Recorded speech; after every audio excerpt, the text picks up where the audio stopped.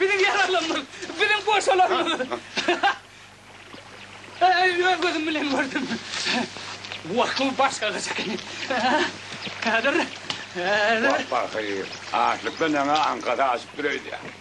Benim yararlanmaz tapırlayıp boşalır mı? Feridin. Ne efendim? Feridin ağaçtan atımı dur, Feridin yukarı. Nerede? Feridin yukarı, Feridin boşacıklar mı? Hala boşalan mı da atımı dur. Yönü neydi bana?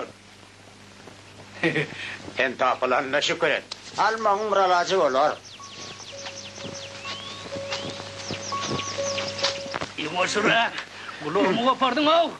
Ay, kuluğuma basma. Neme şaka dayan. Ay ne mi diyeceksin ay valla? Duruyla bak bu ne yukarı gitme ama olsan o. Mesela dur ahır. Ay. Hani ben bir ayağımı gerdanımı koyayım. Aha şimdi. Dur ben. Sen nesiniz şeydin beni gidecek. Niye? Mıtnacak bolup durur hani. Golüm benim başıma. Ay ne mi tuğlu ne o? Dursana seni ısıtma tutacağım o. Ay ne ilaç boşsun ne ilaç o. Ya gitsen sen.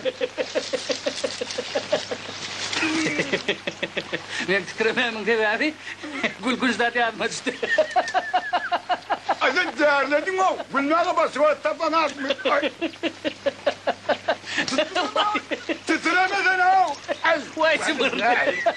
Nerede ay? Hani gülkün betefene. Menesinin yaltantı gülkün ömrüm eşten değerlerin. Ağzına niye ayıptık koca kolla Buraya mı diyen? Ay Bana diyen mi? Aha. Vay. Ora! Kaç! Kaç! Ya!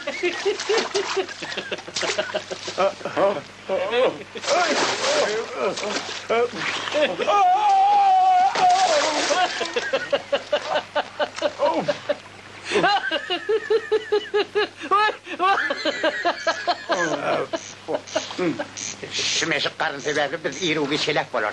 Ben ölüm ya değil. İyi. Bak şu vakti merdivan olaydı. Hatta yıptınım olsa olacaklar. Yüpü nereden ayda? Kan nereden?